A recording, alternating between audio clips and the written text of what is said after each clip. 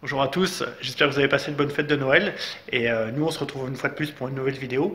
On est à peine une semaine du départ et aujourd'hui on va parler un petit peu de ce que je vais mettre dans mon sac. On va commencer par ce qui est déjà présent dans la voiture. Tour rapide du lot de bord, donc on va avoir sur l'ensemble de la voiture deux roues de secours qui elles vont se trouver sur les côtés de la voiture.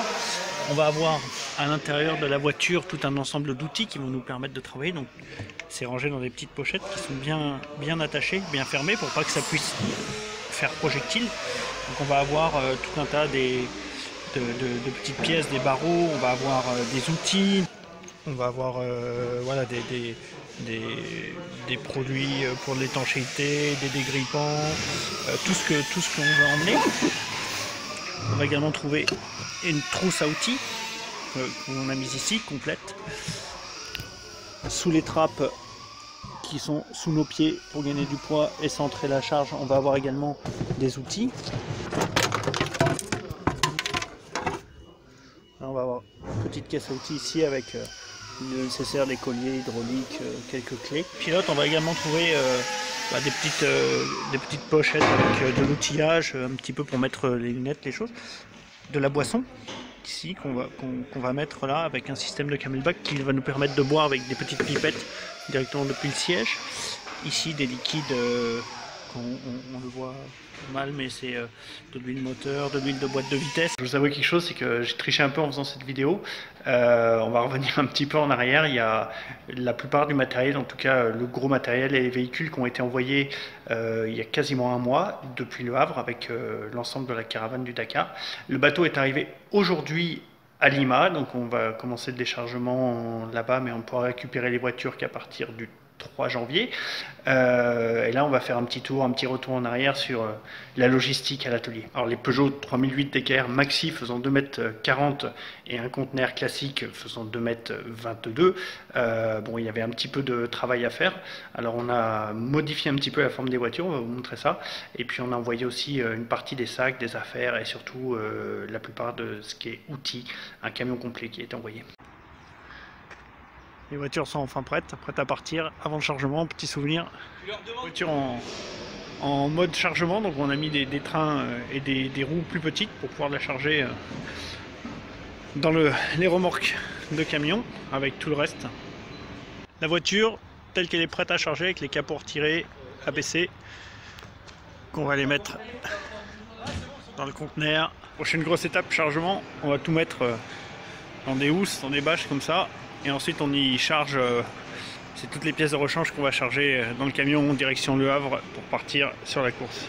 On va jeter un petit coup d'œil à un camion qui est appelé un camion de type 5, qui est un camion uniquement de logistique, enregistré en course mais qui ne sert que à nous porter les pièces et on va faire le tour. Le camion de type 5, c'est un camion qui est pas proprement dit en course mais qui nous suit quand même tous les jours, qui est conduit par nos mécaniciens. Donc là, on a toutes nos pièces de rechange rangé par caisse, par lot. On a de l'outillage, on a tout ce qu'il faut pour réparer la voiture, un groupe électrogène, un compresseur, de l'outillage, et ce camion nous suit tous les jours.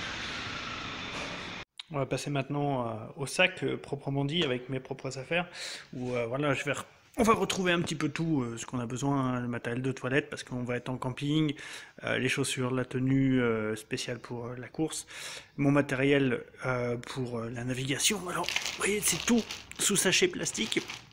Et puis je vais faire de même un petit peu tous les jours avec une tenue complète, etc. C'est pour éviter la poussière et le sable partout, ce qui est super désagréable dans les chaussettes. Donc on met tout dans des sacs congélation.